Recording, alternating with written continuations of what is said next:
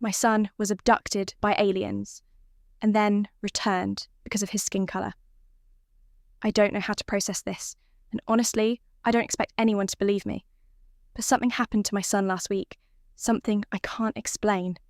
He swears he was taken by aliens, and they brought him back because of his, just his skin colour. It sounds insane, right? If I hadn't seen the way he looked that morning, if I hadn't heard the way his voice shook when he told me, I would have brushed it off as a dream. But I can't. Not after what he said. Chapter 1. The night. It happened. That night was completely normal. We all went to bed around the same time. There were no strange lights outside, no weird sounds, nothing to suggest something was off. I didn't wake up once. None of us did. But when my son came downstairs in the morning, something was wrong.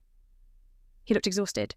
His skin was pale, which is weird for him because he has a deep brown tone, and his eyes were glassy, like he hadn't slept at all.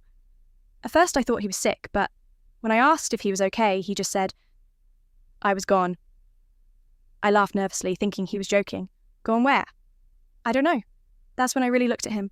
He wasn't joking, his hands were shaking, and he had this far-off look in his eyes, like someone who'd just been through something big.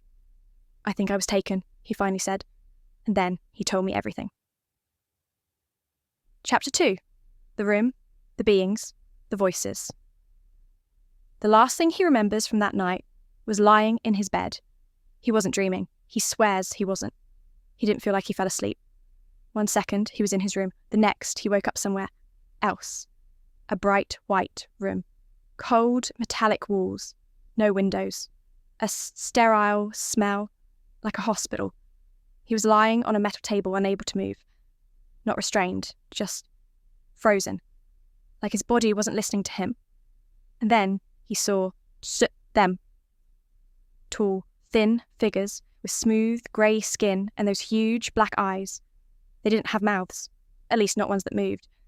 But he could hear them. Not out loud. In his head. They were studying me, he said.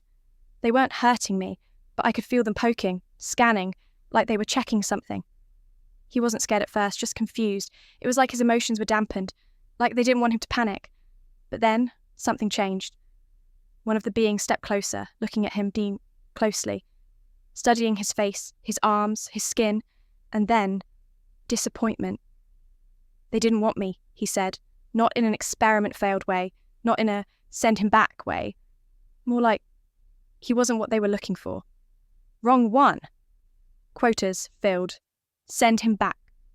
The voices weren't angry, just matter of fact. Like returning an order at a restaurant. Like he was a mistake. So the last thing he remembers is a bright flash.